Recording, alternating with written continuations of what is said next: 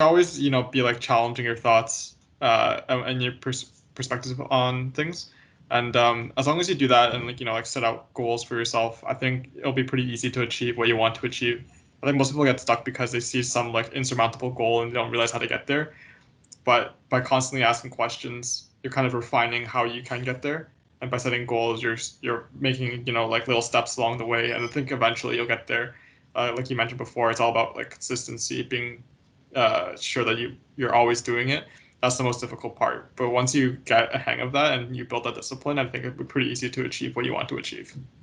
Welcome to Real Life University, where we give you tips for the real life. Today, on our first episode, we'll be talking to my good friend William Lee. We met in first year university. He became the VP of events for our finance society and then became the president of our BITSOC, which is Business and Information Society. And now he's currently the head chair of our alumni council. Today, we'll be talking about the value of going to university, some tips if you're a current student, and what to do once you leave university. Hope you guys enjoy. And we're live. I'm gonna mention how like your views of university and how like you think it's a scam or like like lack of better terms. I was gonna say a scam. I think that university is very valuable, but not what you think is valuable for.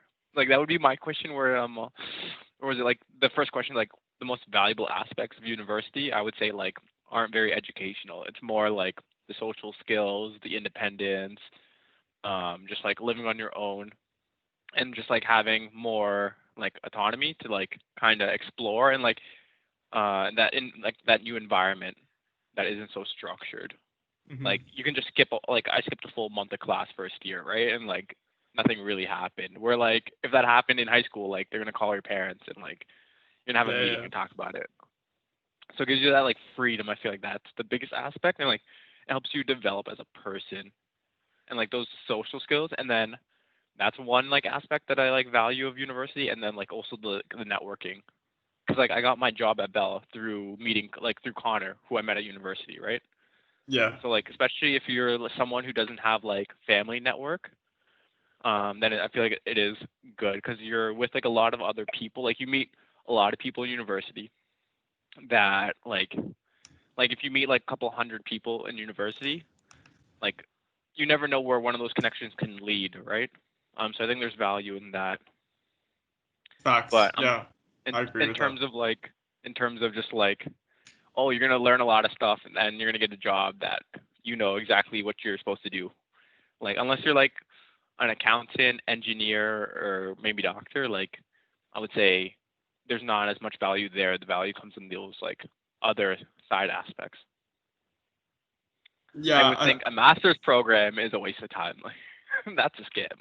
No, I agree. Well, I mean, like, it's interesting, right? I think as long as you have a clear understanding of what your goal is in university, that's what matters most.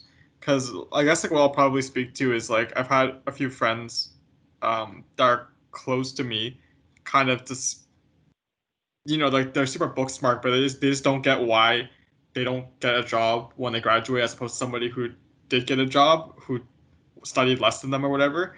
Like it's like kind of ironic because like for somebody so like smart at studying, you don't really understand why they got the job before you did.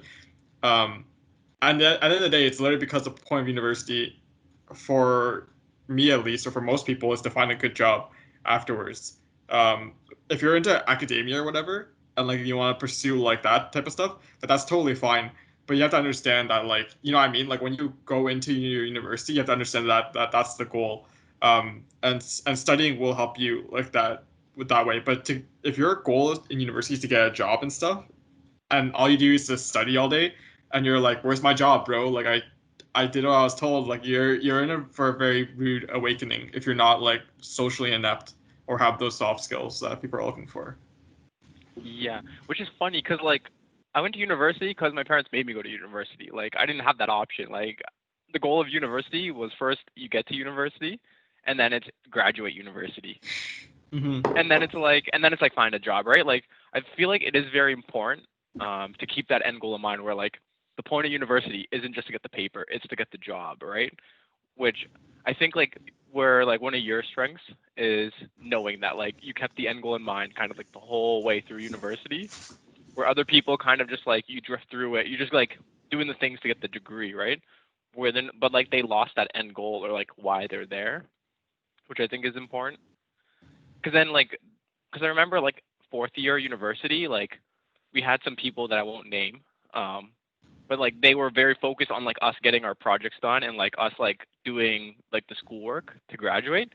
And it Hmm. was like, well, I'm like, we were like, and then we were looking at like, we were applying for jobs at the same time, right? Or like doing our resumes and cover letters and stuff, right? Because like, it doesn't matter if we graduate if we just end up with no job after, right? Like, so like, I Yeah, think that is exactly. important for people to know. That's very good. Because one thing like I would say like you kind of excelled at was like knowing that like I'm here to get a job, and then like I'm gonna network, I'm gonna get my extracurriculars, like I'm gonna do the things that are required to get the job or the interview that are like above and beyond like the basic requirements to get a degree. Yeah, and I think well, I think the other, like the main thing too is like I probably learned that all a lot through mentorship, right? Like getting involved earlier and having someone who kind of either already experienced those pains themselves to like the school of hard knocks, tell me like straight up like be aware of this, because I can definitely see how like like living like growing up and stuff like going through elementary school and high school, it's like you're being told by somebody like this is when you by like during this portion of your life you should just be studying blah blah blah. So it translates into university too, where it's like most people think have the conception that like after university is when you start looking for a job, because your job in university is to study like between first year and fourth year, when in reality it's like most of the 1% students they're already been networking like the entire university career lives or whatever. And not only that, but it's like um all the good jobs are already like gone by the time university is like your fourth year is over and you've graduated, so it's like you're kind of stuck in a rut now. But it's kind of tricky to kind of break through this like standard process of like I've done my exams, now I can look for jobs. You have to have someone tell you that or experience it yourself, unfortunately. But at that point, it's a bit too late. So, that's why mentorship is pretty important. Yeah, I would say having like a mentor is like very important because like they can teach you from their experience. And what was the there's like a quote and it goes like like knowledge is like learning from your own mistakes, where wisdom is being able to learn from others. And I think like having a mentor can kind of really help you in that aspect, where like you don't have to make the same mistakes that other people did if you can just like learn from them, which is like quite good. And like, well, what you said is like the one percenters are kind of like networking straight from like first year or even like before first year. But I would say that there is a big gap between that and like, because like I started doing like extracurriculars like going into fourth year because I Hmm. realized like because of like my circle of friends in university, like you and Brian and other people who are doing like a lot of extracurriculars, I kind of had a like realization where like, oh, like I need to be doing extracurriculars too, right? And then I got in at like fourth year, so like my last year I started doing that, right? And it still kind of worked out because at least I got to do it, right? So I wouldn't say like just because you didn't do it right from the start, like all hope isn't lost. It's very easy to catch up as well once you kind of understand what you have to be doing, No, because extracurriculars aren't hard to find if you start looking for them.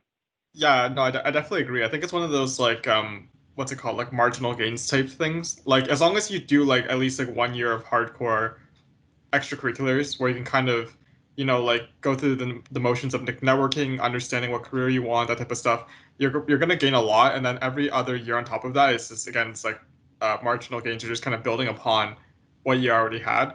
So like again, like if you want to be at the very upper echelons of like of careers, you probably need to do all 4 years. But like to get a good career, you don't necessarily need to have all 4 years. You can just have like a year, and like that works. So like I mean like I worked out for you, so like, I don't think there's any like issues with that.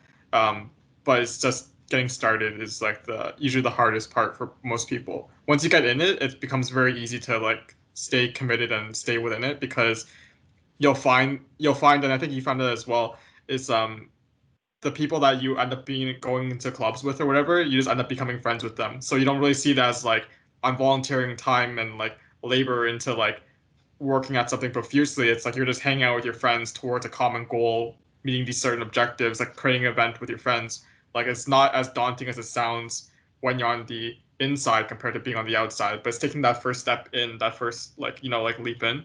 That's like the tricky part that most people have issues with.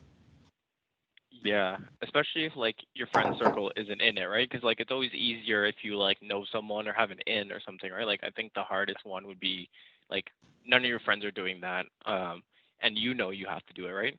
And then like going there at, like as a solo person, not knowing anyone, like that would be the hardest situation. But if you can do it, and like I think once you like as you said, like once you start, then you'll start like building friends and or gaining friends, and then like it won't be as intimidating going forward, right? But it's that like first leap that is the hardest. Yeah, and it's okay to make mistakes too, like along the way, um, because that's like that's also another point in university, right? It's like it's a good opportunity for you to make mistakes without having like real repercussions if you think about it. Like if you fail a course or whatever, or you don't make a club's executive list or whatever, totally fine, um, because you like learn from it and you can move on from there. Like my first, like one of my first interviews for like a club position in university, I made the mistake of telling them that I wasn't attending their AGM because I had dodgeball practice to go to, and uh, and that was a deal breaker for them because it was a commitment thing, right? But in my mind at the time, I was like, well, I have something else to do, so why would I go to this instead? So like, you can definitely make like bad mistakes and still like recover from them. But you just have to understand, you just have to have that realization, right? Like later on, like, oh man, like I messed up there. I need to like fix this for next time. Yeah, like I think a good thing is like when did you make that mistake? Like first year? Yeah, like in the first 2 weeks of first year, it was Which is bad. It was it was not good. yeah, but like it's better to make that mistake early on and like what's it's like fail fast, right? Like you want to fail fast and then like you'll learn off of that. Because like I think like in first year summer, like I was interviewing for a summer position and they asked me like where do you see like why do you want this position or like something along those lines, and I was like, oh, I think like it's a good opportunity like to kind of like develop my skills and like build my resume. And I didn't get the job because the person I was going up against, I was told like said that like this is the career they want. Like they want to be a data entry specialist forever. And I'm like, who wants to be a data special like data entry specialist? Like you just enter data all day, like that's your end goal. And I'm like, he just blatantly lied.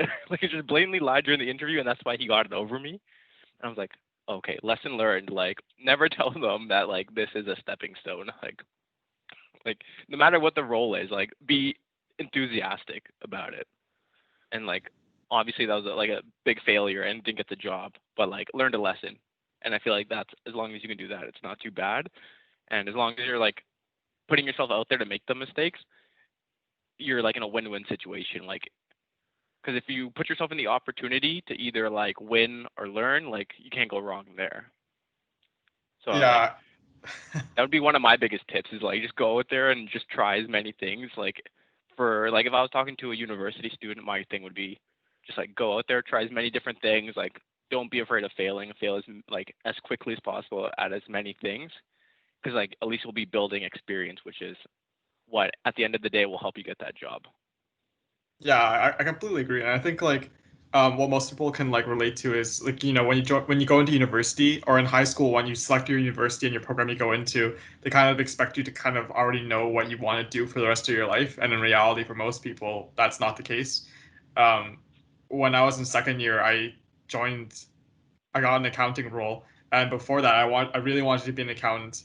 I thought being an accountant was like the biggest, like like the biggest like career you can possibly get in terms of business.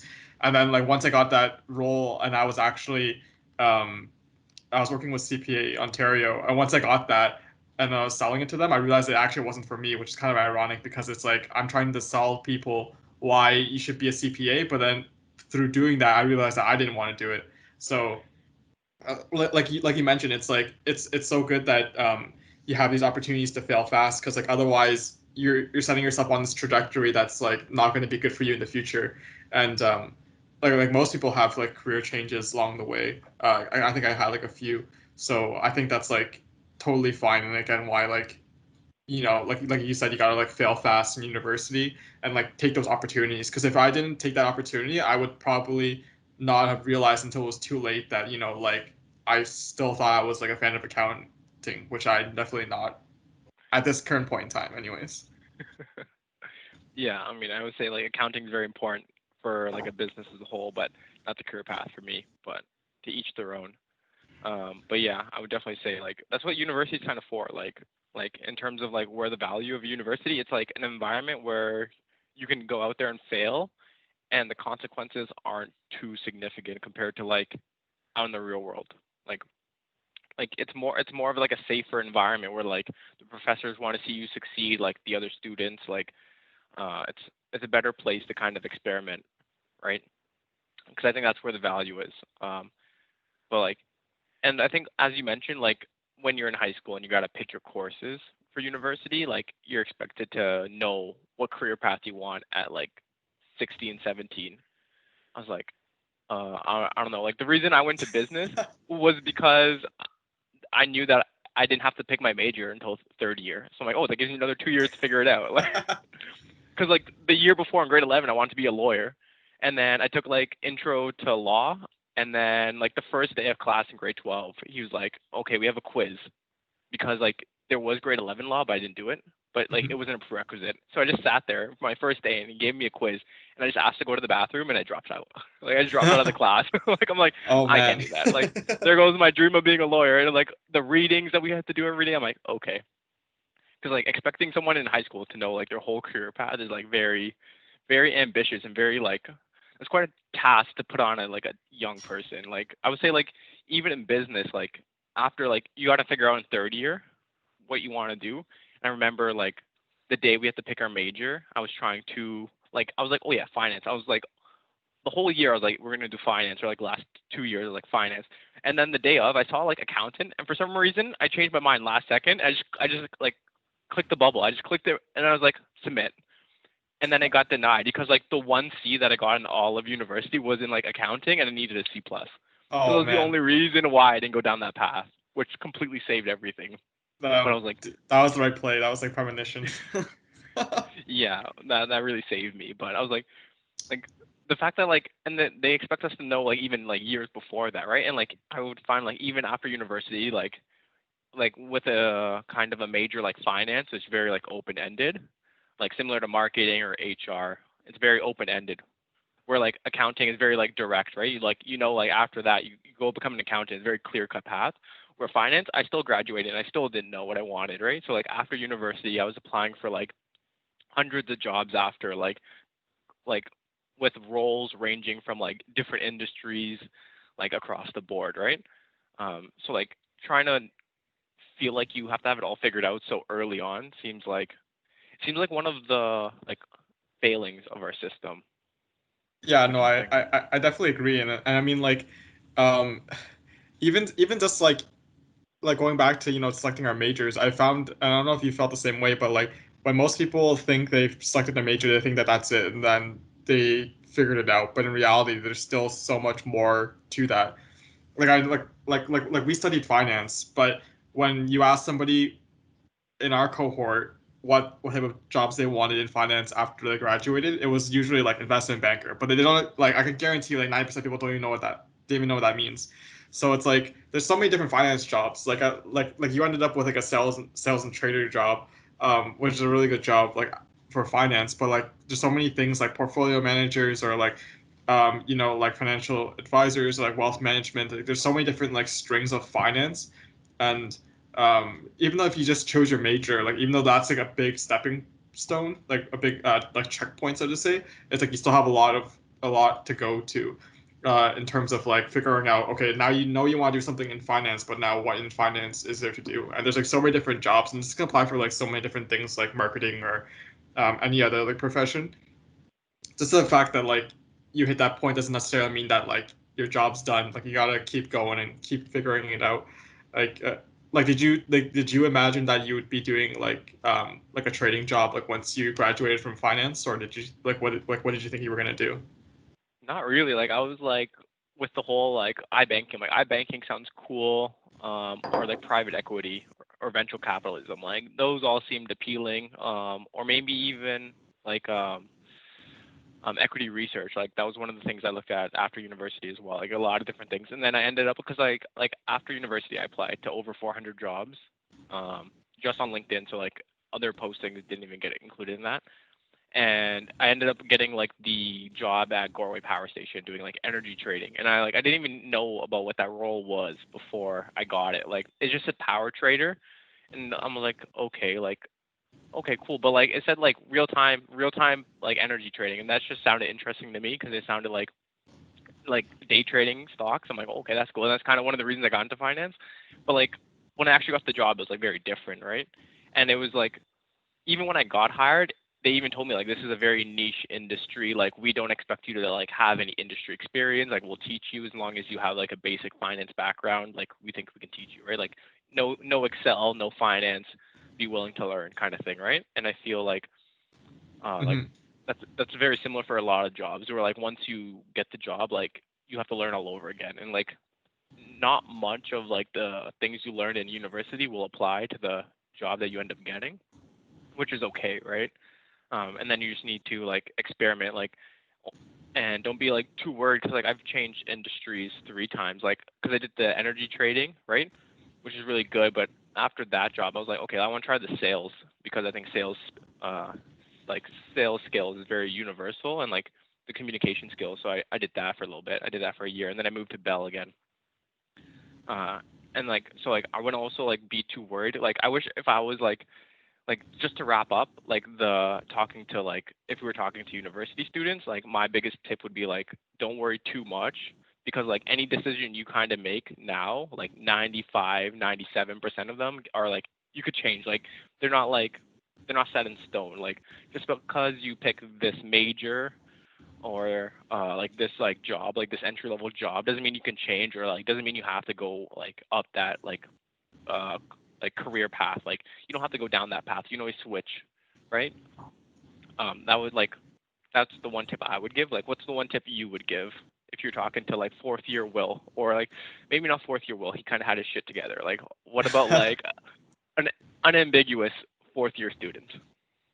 um, I guess like before I get to that point, I just kind of want to echo what you were saying, where like just because you graduate some with one degree doesn't necessarily mean you're going to have a job there. Like in my cohort at the company that I worked for, out of the 9 of us, I was the only person who had a degree that fit the job description, like a business role. Everybody else was an engineer by by trade. So it felt really awkward for me because I thought I was gonna be in a room full of business students, but in reality, I was the only business student. They were all engineers, and I was like, okay, this is kind of weird. Like maybe I'm in the wrong place right now.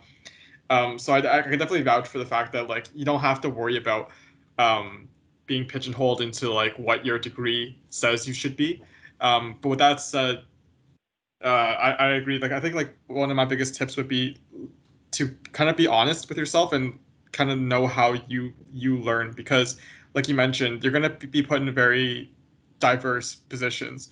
Either it could be because of an opportunity, because a friend of a friend happened to hook you up, or you networked your way into a position, into a company that you wanted, anything like that. You need to be very honest with yourself and like how you learn, and be cognizant of how your environment affects how you learn. um, because at the end of the day, you might not be prepared to do what is expected of you, but you need to have those skills eventually, because that's what they hired you to do. So by understanding how you learn, you can maximize the time it takes for you to be proficient at something, and to minimize the amount of mistakes that you can make. Even in my position, I was in a rotational position, so I had to, even though I was in the same company, I was doing 3 different types of jobs over the course of the first 2 years. And I found very quickly that um, finding the right mentors, finding the right experts that you worked with, um, is very key. And then kind of picking their brain, and then seeing how what they can teach you, adapting that to your own learning style, is how, at least for me, like how I thought I could maximize my gains and produce quality work as quick as possible. Nice. Yeah. Yeah, I would agree. Like the mentors is very huge. I remember in university, you would like go for coffee with like people in the industry. Like I guess right now you can't do that with COVID. well, not in person, but you do have the opportunity to kind of like reach out to people and have like maybe like a 15-minute call, right? Like, how would you go about like reaching out? Like, if it's more of a cold reach out, like what would you go about it? Like, what was your experience doing that? And like, what are some tips? Like how much like you sent out maybe like 100 of these? Like, is one person saying yes? Is 10 people saying yes? Like, how did you go about that? Yeah, I guess I'll go through like the success rate first, just to give everyone like a perspective. But um, sometimes for me, it was honestly like if I was bored one day or on my way to like Toronto for a conference or something, I would literally just go on LinkedIn and add like 100 people that was like in the area that I would want to be in. I'd say maybe like half of them accepted, and then from there I just kind of send a very generic email, generic but specific enough that I kind of it was kind of tailored to them like a little bit. Like their name, position, role, company, and like what they did specifically. And you can kind of like slot these in and out like plug and play style. Like you had experience doing transportation at Costco or whatever, for example. And I would send emails to them. So and like only I'd say maybe around like 20% of them would uh like respond, and from that maybe like 15% would give me like time of day for like a call. So the percentage is low, but keep in mind a few things too. Like the people that I was reaching out to were high level people, so like only like directors and above. So like directors, VPs, like so obviously like they're busy as well, right? They have a lot of like meetings and things to go to. But I found the most success sending these messages on Sunday usually, because usually what like if you're doing it at the end of the week, right? Everyone kind of is already like checked out for the week, but like Monday you're kind of coming in fresh. And people do like seeing initiative from like students. I think one of the biggest advantages you have is being a student and um, saying like, hey, like I'm just passionate. I really like this industry. I think I'm curious about finding a job in this industry. You're not necessarily asking them for a job. You're just asking them for their own experiences. And most of the time, you'll find that directors and managers, those people have to network their way up too, so they understand where you're coming from, and they'll probably give you the time of day. And I found it was very beneficial because a lot of the, I guess, experiences that they've spoke to me about or told me about kind of helped me either like answer questions during interviews that I had during the moments, or they helped me reframe and rethink about certain situations in the industry so that I could have a better opinion on it. So I sound smarter. I don't know if I am smarter or not, but like like sound smarter to people. But yeah, at the end of the day, it's gonna be a pretty difficult uh, like success rate, but I think you'll find that it's very much worth it because the worst case scenario is they say no, right? And like going back to what I said originally, it's like where you add like 100 people on LinkedIn or whatever. That in reality it only took me like half an hour to an hour. So it doesn't take up that much time, and the benefit from that is much higher than like the half an hour of time or like the hours of time it takes to like draft the email and send it to them. So I definitely think it's uh, worth it to go about it, regardless of what profession you want to be in. And it's not restricted just to like business students. Yeah, exactly. And like it's a low success rate, but like the cost of it isn't that high either, right? So like the cost benefit analysis is still in your favor, and like you don't really have much to lose there, right? Uh, and like that's almost how like I got my first job like out of university is I got the first interview, and then I started like because it like my the company was a little bit bigger, but then my team was small. Like the team that I would be joining, like the finance trading team, was quite small, like 5 people or Hmm. four people, and then I was trying to fill in the last role. So what I did was I went on LinkedIn, and I added all the people who were like going to be my colleagues, like that had the exact same role that I was going to be doing, right? And then I asked them like so many questions, and like I just like, hey, like I'm interviewing for this position. I see that like you're on the team. I just had some questions about the role, and they were like more than happy to, right? And they gave me like so much good information that I couldn't find because like first it was like a very niche industry, so like on Google there wasn't very much information on this Hmm. specific role. Like one of the things was like I was on like a Reddit AMA, and someone who was like in that role in the States, he kind of gave me some information about like the industry as a whole, but like in terms of region specific, like Ontario, it was very different, right? So I like being able to talk to someone who was like in the role at the company was like really useful. Like he talked about like what he liked, what he didn't, like kind of explained the role a little bit better than the job posting. And then when I mentioned that I was like, because I like mentioned it during my interview that I was talking to like the people on the team, like the HR manager was like very impressed. Like she liked the fact that I kind of went above and beyond, and like I think like that was one of the things that helped me secure that. And like that's with like no connections like before, right? Like I didn't need like a family connection or like a favor, right? Like I kind like you like by going on LinkedIn, like that's a level playing field, uh like that's open for everyone. And if you can kind of be a little bit creative in your approach, like that can be the thing that makes you stand out. So did you feel like when you like before you did that, because obviously the payout was you got the job, which is as good of a payout as you can get. Did you feel like you had any like reservations to doing it, or like did you have any like personal barriers to doing that before you decided you wanted to do that? Hmm.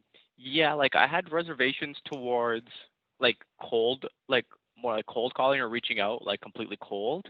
Like let's say if I met someone at like an event, like I would feel more comfortable kind of like messaging on LinkedIn or like connecting with them because I'm like, well, we already met. Like I have something that like I can kind of tie back to, like, oh, like I loved hearing you speak at so and so event. Like I would love to connect and stay in touch, things like that. And then like having the interview, like having like a reason, like so just don't like add everyone and then just like hope for the best, like being more tailored, have like a reason why you're reaching out, um, and then kind of bring value. And then as you said, like just be like I'm a student or like I'm a new grad, right? And like people are like very happy to help out if you ask for it. Like I think that's very important. Like don't be too afraid because like I was probably a little bit too conservative as well. Like if I just reached out to more people, I might have got rejected more, but I also would have had more yeses, which is in the end what matters, right? It doesn't matter how many times they say no. It's like you just need that one yes. Yeah, I So completely anything agree. that you can do to like increase that odds, like that sounds like good value to me. Yeah, so something good I actually read in like a business book in university was you want to make things like very time sensitive when you're networking. Because I don't know if you found this personally during networking events, but what I found is that like the average interaction with like a student and like a networker, like you'll talk during the event afterwards, the student will ask them for a card or something to follow up, and they'll send them like a follow up email saying like, thanks for talking to me at this X and Y event. Let's talk again later. But that kind of like leaves at that. What I found that worked out for me a lot that I read from the book is that right after that you ask them for an immediate follow up within the next like 3 weeks, and you work around their schedule because like you already have that chemistry from like the initial like networking event, and now you're going to want to build off that. And not only that, but they're going to remember that because like obviously if they're available, and if you had a good impression at the event, because out of every student that did that like came to the event and talked to them, like probably like I'd say less than 5% is going to reach out to them and ask them to meet again like in the immediate future. So that's gonna really solidify that relationship. Because at the end of the day, right, it's like I think most people have this misunderstanding of like you're networking towards the end goal of getting a job, but you don't do that by asking for a job. You do that by like trying to provide value to like that individual. Um, and just because you're a student doesn't necessarily mean that you have zero value. Like I found that like sometimes I read something cool, like an article or something, I think they might be interested in. I just literally forward it to them like, hey, here you go, looks interesting, have a look.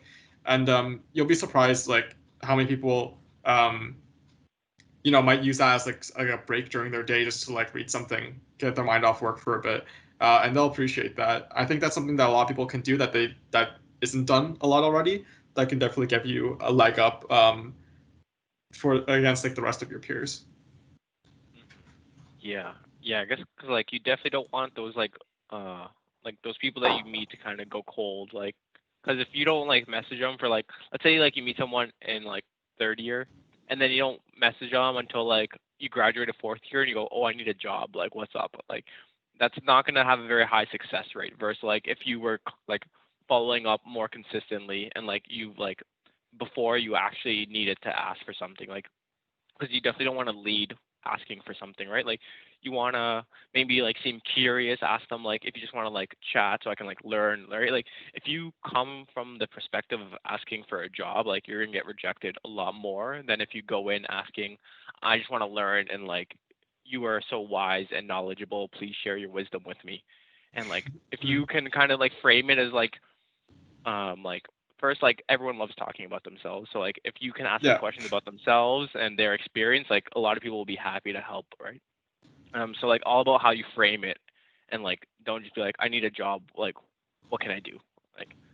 Yeah, and I mean, you probably saw this too, right? Like during your training in your sales role, like there's probably some validation on like like having multiple touch points with like the customer, so that they're aware that like of the value that you can provide, and you're not necessarily like right from the get go trying to like push your like products on them like immediately, right? Mhm. Yeah, exactly. Like knowing that you exist is important, and then like be like I'm not trying to sell you something, but like if you need something, you know that I'm here, like, and kind of like framing it that way. Okay, so like let's say like they have already graduated university, right? And they're now looking for a job. They didn't listen to any of your advice, and they didn't do any networking, didn't do anything. But now they're looking for a job. Uh, like, where would you start? Um, and like, how would you work towards it? Like, are you gonna start with like what job do they want? And like, if they don't know that, like, how do you work backwards? Like, because like it can be very daunting as like a graduate student who has never thought about what job they wanted. They just thought it would kind of fall into place. Where now they're done university, like they don't have a job, or maybe they just got like a part-time job or continue their part-time job, right? So like they're still making some kind of money, but they don't know what kind of like end goal or like what kind of career they want to start. What kind of advice would you give to them? Yeah, so ironically enough, I'm actually working through this scenario with somebody right now. Um, and not to say that this is like the correct way, but how I usually approach it is, um, I usually ask them what they want to do, and obviously that sounds like that's what you'd expect, right? But less so in terms of like a title and like a job at a company, but it's more so like what do you want to do, right? Um, because most people when they say like oh like what do you want to do when you grow up, people will say like I want to be an astronaut or an accountant or whatever. Um, but you're not really thinking about like the title.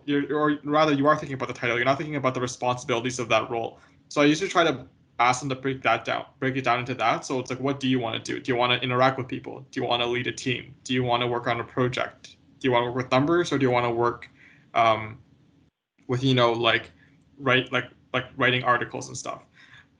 Usually having that understanding of a combination of those type of like attributes towards a particular type of job will give you an understanding of what jobs are out there that will make you not only happy, um, but things that you'll actually be interested in, as opposed to just being like, I want to be an investment banker, only to realize that when you are an investment banker, the actual responsibilities of the job is not what you want to do.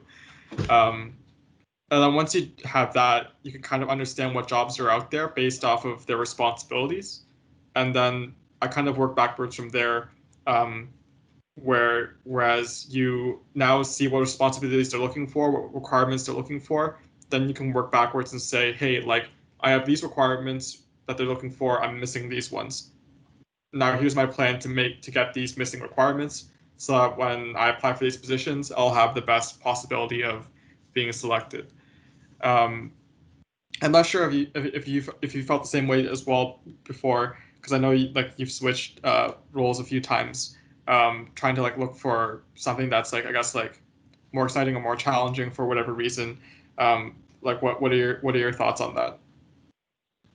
Yeah, I kind of go about it slightly different. Instead of like what responsibilities I'm looking to do, I look at like what skills am I trying to learn at this job. So like when like the first job I got was kind of like the first one, right? I just like took whatever I could. Luckily it turned out pretty well. But then when I moved the second time, I was like, I want to go into sales. Like I was a lot more, I don't know how I say, it, but I was a lot more focused on what I was trying to get out of the position. Like I went into sales with the expectation of I want to learn like sales skills. I want to learn like communication skills, like how to talk to customers, like um like like the subtle like social skills. of like communicating with people. And I thought like because my end goal was like, and it probably still is like if I want to like start a business, whatever it may be, I'm still gonna need sales skills. So I Hmm. was like, regardless of how this position goes, like I could get this job and hate it or love it, but either way, I will still come out of it, win or lose, with the skills that I went in to get. So like that's how I kind of approached it. Like I realized that like this is a universal skill that I will need in the future. How can I go about getting it? And then I'm like, well, I can go do sales, right? And so like I could also just go read a bunch of books on it, right? Or I can like get into a job that like still pays me to live while I learn it at the same time in a more real world situation, right? So that's kind of how I went about it.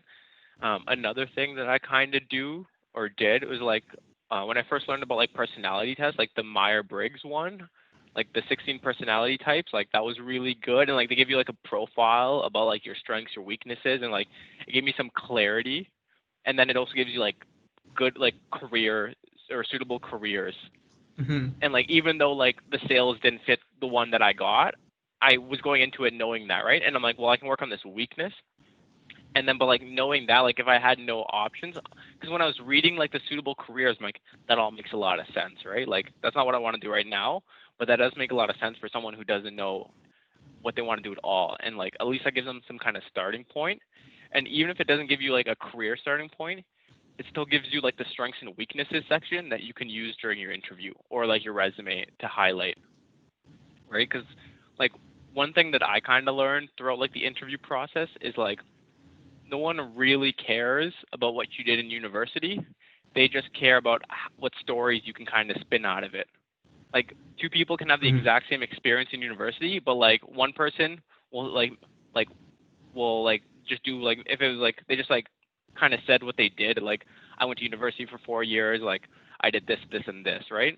But if like they don't like spin a good story about it, like it won't matter during the interview, right? Like you'll just seem like everyone else because like especially like the younger you are, I feel like the more like everyone is kind of similar because you all have very similar experiences. Like most people they they go to like you start school, you go to high school, then you go to university, right? And then you graduate.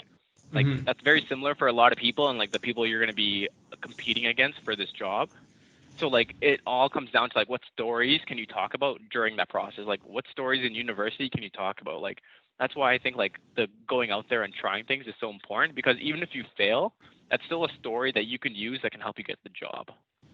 Because Yeah. like especially like a lot of stories are like stories about like failures in the moment, right? Like, because like they'll ask you like, what was a tough time? Like, what was a tough time or like a tough situation you face and how did you handle it, right? Like, and if you never tried anything, like you're just gonna be like, oh, like I had a really tough time studying for this exam, and the interviewer is not gonna be too impressed, right? But like if you can talk about like an extracurricular activity or like something different, something like that kind of stands out, like they'll like they'll be like, oh, like this person is someone I want to work with, like depending on how the story goes. But like that's the skill that I thought was like the most important in terms of getting the job is like look at like your experiences and then what stories can I create out of it that showcase the story that I want the interviewer to kind of believe when they see me, right? Because like depending on like how like it's like a multi-factor kind of thing, right? Like your body language when you walk into the interview says a lot, right? But like also like the stories, like so like Hmm. that all really adds up. And if we can like if you work on that skill, and like not be too afraid of like the different like in the moment. Like it might not make sense to you in the moment, but like when you kind of like look back on it, you make oh like this is a great story. Like this was really good like development. Like I learned a lot during this time that I can now talk about. So going into like I guess more your question was like yeah I would go into it, especially like in university. I thought a lot about like why am I gonna do this? Like what story can I tell? Like I remember going into like case competitions with the like sole reason like I'm doing this case competition because I know how I can talk about it. And like of course like you go into it knowing you'll get a story out of it. You won't know until you do it. But then once you're like applying for jobs, now you go back and now you go, okay, like these are the things I did and like these are the stories I create out of it. So thinking about like like I went into sales to like create that narrative that I went into sales because I know I'll have a lot to talk about when I pull out of it. So if you can also look into it like that, like maybe you want to like a job as a manager. So maybe you go do something that like will create a story about management. Like you go to like a smaller company where you can take more responsibility. So that way when you want to go for that like the job that you were going for, you now have that background that you can kind of use. So like kind of being like as you said before, like being like 2 or 3 steps ahead, Yeah, kind of helps as well. I no, I definitely And agree like with your notion of stories. I guess like out of curiosity, what did you get on the Myers-Briggs test? What character did you get? so it's flipped a couple times. I've done it a couple times, and like I remember I did it before traveling and after I went on my trip. And before I was like, I think I was an INTP, so introvert, intuition, thinking, and I forgot the P, but it's not the judging one; it's the other one. But then when I came back and did it again, I was like ENTP, so I was like the extrovert, right? So it's funny how those can change, but it's usually I think it's right now it's like ENTP or ENTJ. They kind of like fluctuate based off like how I answer the questions that day, based off like how I'm feeling, I guess. Um, but let me search that up. Let's see. What does an NTP? Um, oh, it was a debater. I get that one a lot. Oh, I'm okay. like likes to argue. I'm like, yeah, that sounds about So, right. sounds right, Plays right? devil's advocate. Like, yep. And I was like, because like you do that quiz and you're like, yeah, like this does like add up a lot, right? And it's like, especially like the first time I did it, it was like very like eye opening because like if you've never done it before, right? And like you don't have that kind of self awareness that like I would say many people don't, especially like in university, like that's kind of where you're like finding yourself. So like that can be a huge boost to kind of help that process. Yeah, like actually, ironically enough that you brought it up, like my sister told me to take the test like a few days ago, because I haven't taken it in like a few years, and it really is pretty accurate. Like, I think I got like the protagonist, um, and like the central thing that it said is like you like to help people, which is like what I like to do.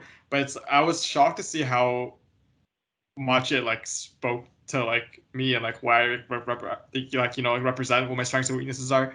Um, I guess like you obviously have to answer honestly so you get like the actual results you're looking for.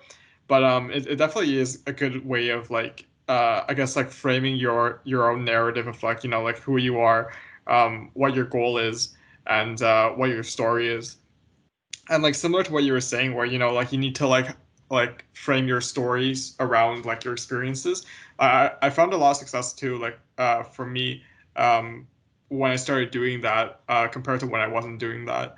Like when I took my internship in Hong Kong, um, I kind of framed this narrative around how like I really like to things to be efficient, and I only want things to be efficient because I saw, I guess like the end goal, which is like Hong Kong at the time, where it's like you have like millions of people stuck within this small tiny island, so they have to maximize the space for like everything to make sure that like everyone can like live there like fairly well. So it wasn't until I really had that narrative, that I brought that portion into my like application processes, that like I saw more success come through.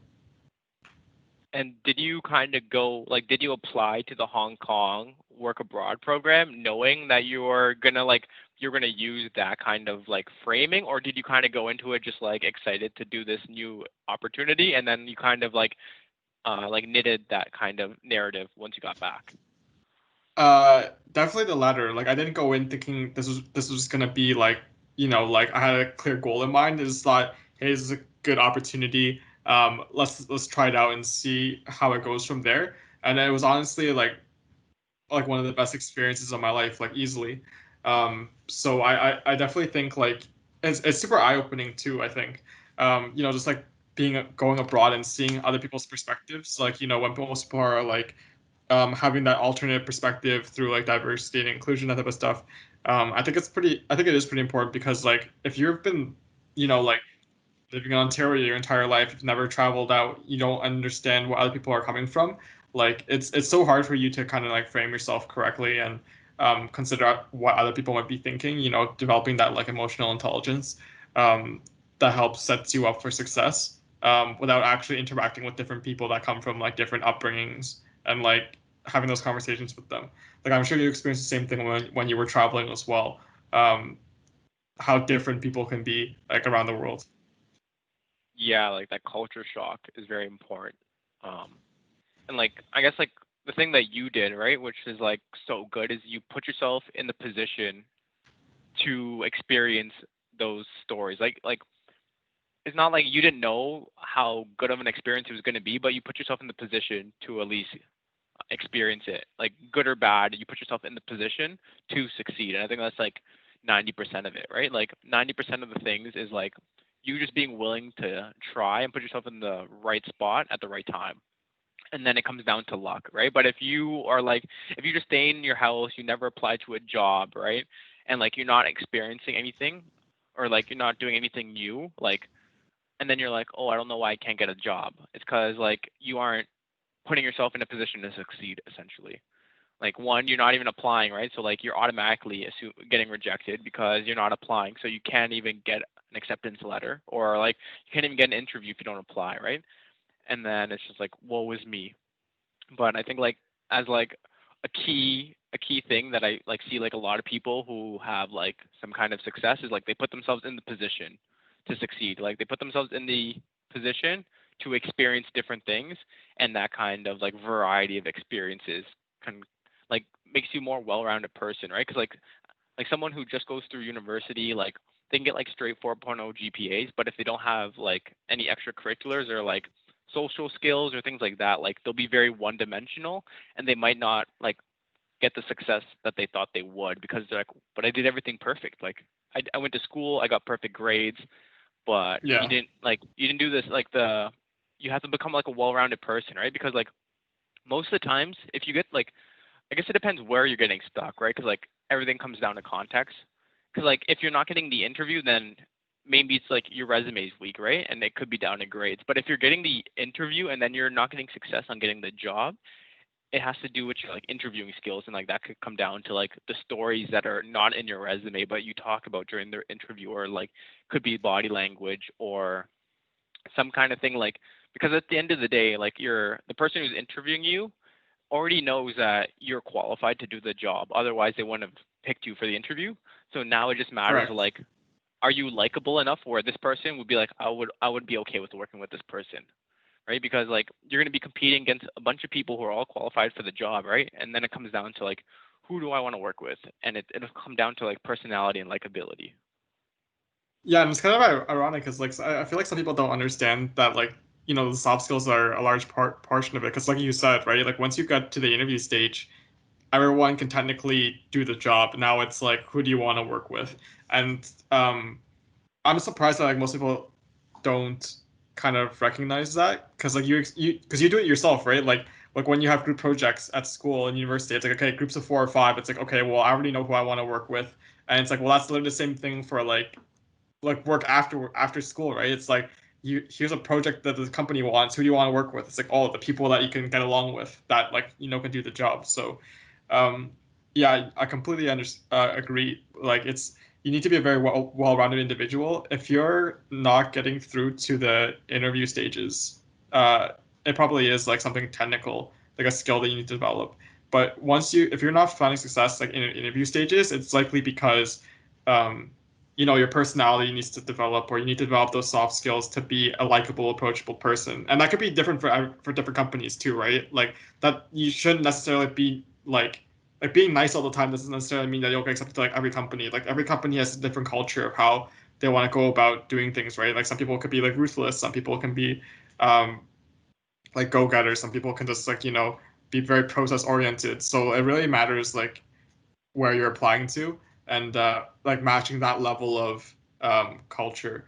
And there could be times where like you've come to realize during an interview that that culture isn't for you, and theoretically you should just walk away because if you don't and you end up working there, you already know now there's a clash between how you like to work and how they like to work, and that can kind of cause some friction between you and the individuals that work with you. um, so I think that's like also something that's like very overlooked because I know most people they just want to get a job after university. Uh, but you need to have some like faith in yourself too. If you truly do believe that you're like a strong candidate individual, then multiple companies will want to like have you and hire you. So you should also be ready to reject companies based off of if their culture isn't working out for you. Yeah, exactly. Like culture is huge. Because like I read something and it was like you think that like the culture won't affect you and like you can change the culture, but in reality, is like you will be changed by the company's culture. You're not going to change a company's culture, especially if you're joining like a more like mature, like larger organization. Like the company's culture will like influence how you behave. Like so be careful of like what company you work for is huge. And I know like once you're out of school, like you just want to work for something, and like especially like if the economy's not good and like jobs aren't out there, like I understand the want to just like accept the first thing that comes. Um, but like once you have that job, right? Like the next step, maybe like you can be more picky on your second step, because I found like the first job was the hardest one, and after that, it's gotten easier and easier as you kind of build up your resume. And then like so if you have to take the job because that's all you have, then like so be it. But then know that like in a year, like next year, like once you kind of like got the experience you wanted from this job, now when you like are looking for something else, like first you can start looking while you already have that job, so you're not coming from a place of like neediness, right? Like you kind of have some leverage where like I don't need to accept this job, I have a job, right? So you have that kind of confidence going Mm-hmm. into the interviews. Because it's very different knowing like I need a job or I won't be able to afford rent, or like knowing that like I have like an offer lined up already and I'm just like checking if there's anything better out there. Like those are, you come in very differently to those two things, right? Correct. Yeah. So like being conscious of that is very important, and like it's not a perfect world. So like if you got to accept something because of circumstances, so be it. But like doesn't mean that like you have to stay there your whole life either, right? Like if it's something that you accepted because out of necessity, then I would say like keep applying for jobs. Like don't stop applying for jobs, because like that's my thing is like I know that if I accept a job, I'm gonna stop applying for jobs, because like I'm like, well but it's mostly because of like most of the jobs I have I've liked, so I didn't have to. But like I know that like if I accept something that's like a little bit like lower than what I want, I probably won't have the same enthusiasm and like go getterness to like really like Mm-hmm. keep applying for jobs as hard as I was before I had the job, right? So like that's also something important to keep in mind. Like, and that comes down to like knowing yourself, because I know some people who have like taken a job and then like kept applying and then like literally quit 5 weeks later. And like I don't know how much you recommend that strategy, because like for me, I'm like I don't want to like I feel bad like starting a new job, going through that whole process and then quitting like 5 weeks later. Like I don't know if I can do that. Like Yeah, and I don't think it looks good too. I personally wouldn't recommend doing that because I mean, like, I don't think you've really given it a chance, right? Like, I'd say most jobs, like, or most good jobs, anyways. Usually your first like month or two is like in training, right? So like, how can you say that like you absolutely know everything about the company and your position and your role, and you know for a fact that like it will provide no value to you within the first 5 weeks? I think it's very unlikely. Obviously, there could be chances where that does happen, but I'd say those are a minority, and um, it doesn't. I think it reflects poorly on you at the end of the day, right? Because you're not providing enough time to really like learn and understand the role and interact with your peers to make meaningful connections, and and you're jumping ship pretty early, which means that like if you're applying for other jobs, like say for example, you don't have a job lined up, but you're jumping ship, then suddenly you have this gap, or you show them that you've worked there for 5 weeks, and you'll have to explain, like why you jumped ship, because that's definitely going to be a red flag. Like um, that can definitely be like a flight risk issue, like having commitments, like a commitment issue, right? And is that someone you want to like work with, like someone with commitment issues? Like probably not. So I'd say like worst case scenario, I think you should like stick it out for a while longer, unless like obviously like for financial or personal reasons you can't do it. Then obviously it makes sense for you to like leave. But I think you should try and put your best foot forward. Try to take the most you can out of the job, because if you can confidently say that you've extracted all the resources, knowledge, network, and connections out of this job that you physically could within 5 weeks, then yeah, it makes sense to leave. But I'd say for vast majority of people that do leave within 5 weeks, they can't say that they've done all that. Yeah, I would say like in terms of like why someone would quit, it'd probably be like they accepted like a job that pays something lower than their expectations, and then they got offered something higher, right? Like I would say like in terms of quitting early, it would be due mostly to pay because that's like people are influenced by pay quite a lot. What is your take on like starting salaries and things like that straight out of university? Like should people be picky or should they just like be able to live like be a little bit more like frugal to see if they can like save costs and like take that like stick it out for like 6 months? Because my rule of thumb is like, because I read it somewhere, is like don't quit something in the first 6 months because you don't even have a chance, as you said, to experience it fully. Like I've kind of extended it to a full year because I think like then I get to see a full cycle of it. But what's your think like if they had to take something that's a little bit lower pay, like should they take it just to take it?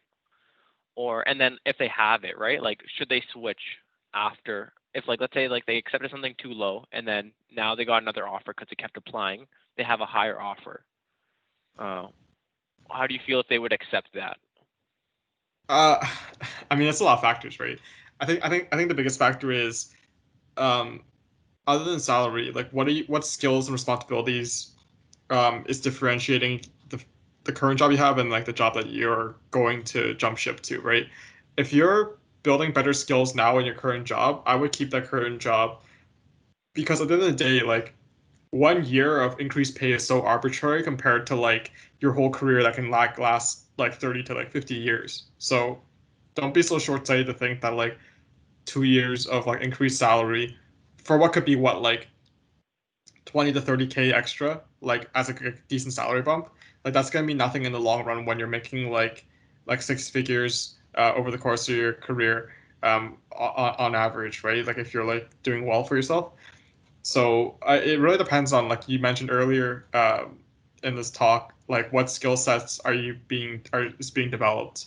With that said, though, what I'll also say is if you don't have a job at all, and you're trying to apply for jobs and you do get a job with like a low starting salary, um, be cognizant of how that current job affects what your overall career goals are.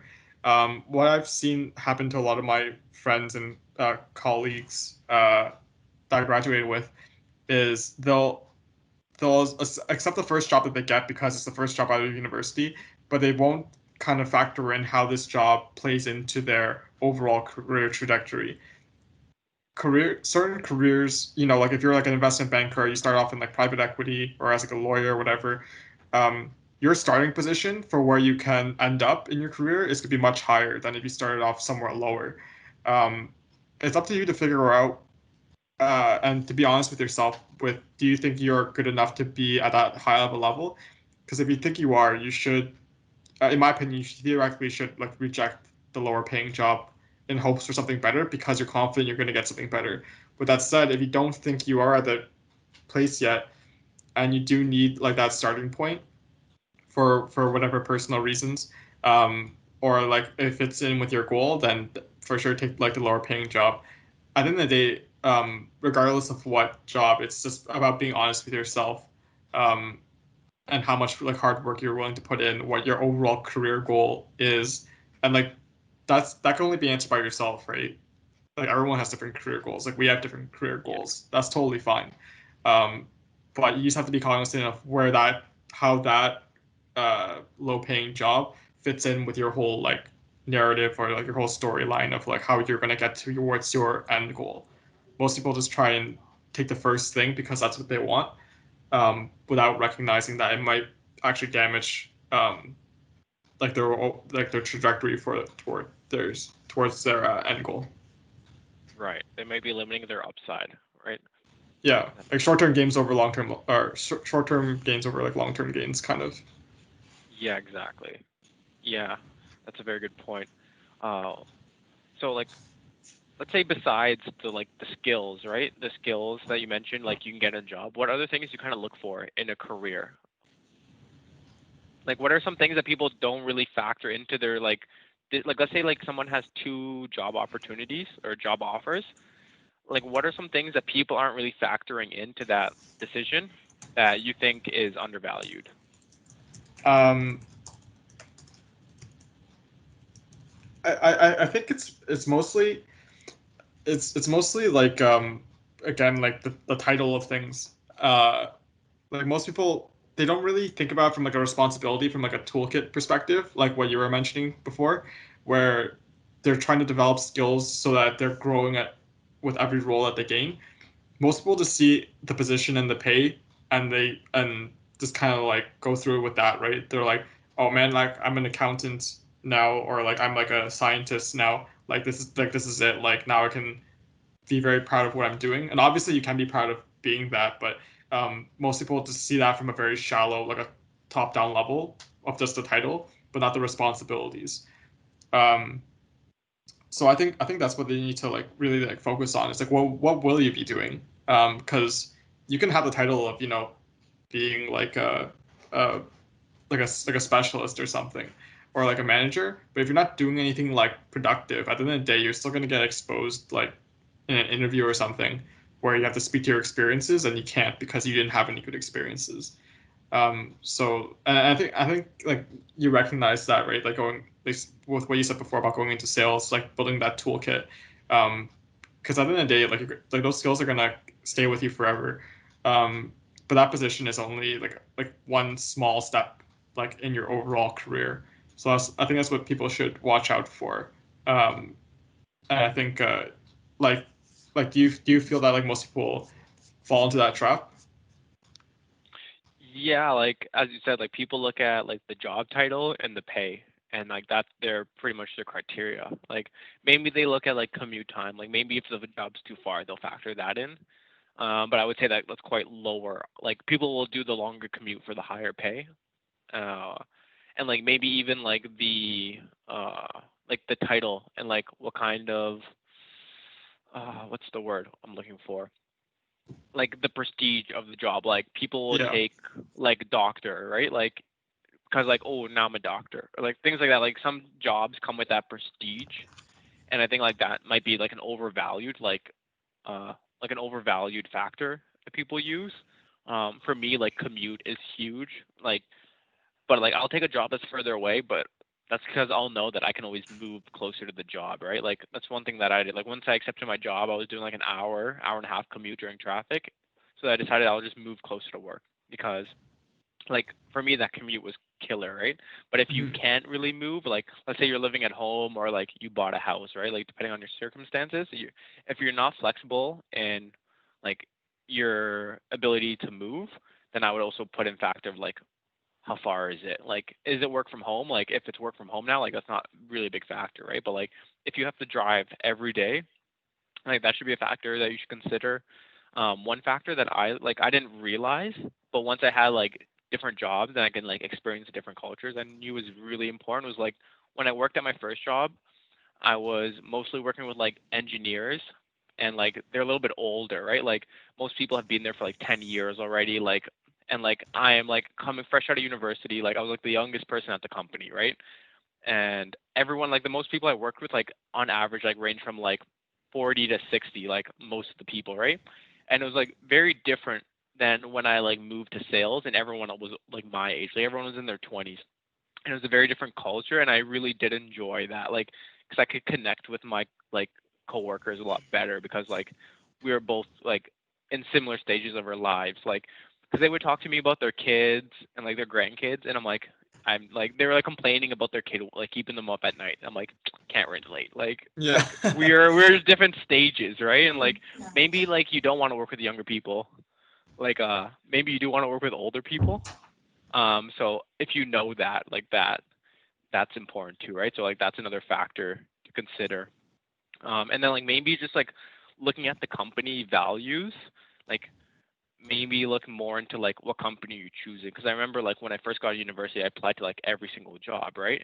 But then after for my second job I only applied to four and I got two interviews off of that and then one of them turned to a job. So like because I knew exactly what company I wanted to work with, like I kind of knew what the company stood for and like maybe next time I move like I'll only move to a company that I really believe in, right? Like it's like very different working at like a company like let me give you an example. Like a company that treats its employees really well, like Zappos, for example, right? Like a company that's Mhm. built its culture off like treating its employees very well, versus a company like in sales, like the turnover rate's really quick. Like they don't really like, not all companies treat their employees very well, right? It's more like fire fast, hire fast, fire fast, essentially, right? Just like, and like whoever's good will stay, and they'll get paid through commission, right? It's a very different culture. So like those are factors I think not everyone takes into consideration, which maybe should be given a little bit more thought. Yeah, I definitely agree. I'll do a time check because I gotta head out in a bit. But I Yeah. agree. I agree with that whole statement of like knowing the culture. Like most people that I work with, they've worked at the company longer than I've been alive. So similar to like you mentioned, like I can't relate to them, when they talk about their kids or like what like it's just kind of in one ear out the next. But I see some other teams in like other parts of the company where everyone's like the same age, like young adults or young professionals, and like they're having like game nights or like they're going out and having drinks and stuff, and it's like it's such a world of a difference, and you definitely need to like factor that in because if you just treat your job as just a job, um, and you have like I guess like limited like social interactions there that you find valuable, then you're gonna have a harder time being engaged at the job with people that like you don't engage with compared to like people like I'm sure you probably had more fun like working with people your age than people not your age just because obviously like you can relate more you can like there's more cohesion there's more like synergies. Yeah, exactly. Like when we could still go for drinks when we did that, like that was always fun. Like the first time I did that, I'm like, oh, this is nice. Uh, but yeah, I think that's very important. And like, yeah, it's very strange when like they're like twice your age, right? Like you don't relate the same way. And like I think there's one study that I read where it's like the number one indicator of job satisfaction is like, do you have a best friend at work, right? And like Mm. when I was working with a lot of people my age, like I would consider a lot of those people my friends, right? Like even now that I'm not working there, I still keep in touch with a lot of them, right? Where like the older people, like I don't even know if they have a phone, right? Like we just like relate differently, right? Like we don't consume the same stuff, we don't think the same way, right? Like so it's very different because like I would say like the people you work with make like 50% of it, and then like another 50% is like who your boss is, Yeah, and like and then another 50% is like everything else, like so like yeah, math skills completely agree. 100%. But yeah, Completely like agree. those are the factors that like people should look at besides the pay, because like pay is just one part of it, right? But like you still gotta like show up to work and enjoy yourself there, because otherwise I feel like you'll burn out if you're just in it for the pay and like none of the other factors like align with your goals and values. Like I find you'll burn out very quickly, and you want to avoid that. Yeah, I completely agree. Cool. Any last things before I let you go? No, I think as long as like uh as like a last matches, you should always be like challenging your thoughts and your perspectives on things, and as long as you do that and like like set out goals for yourself, I think it'll be pretty easy to achieve what you want to achieve. I think most people get stuck because they see some like insurmountable goal and they don't realize how to get there. But by constantly asking questions, you're kind of refining how you can get there. And by setting goals, you're making like little steps along the way, and I think eventually you'll get there. Like you mentioned before, it's all about like consistency, being sure that you're always doing it. That's the most difficult part. But once you get a hang of that and you build that discipline, I think it'll be pretty easy to achieve what you want to achieve. Exactly. So I'm going to wrap up. Appreciate your time, and looking forward to the next time we get to talk. Yeah, sounds good. Thanks for having me, man. Appreciate it. Take All care. right. First episode. Let's go. Yeah, let's go. All right. Peace. Okay, see ya.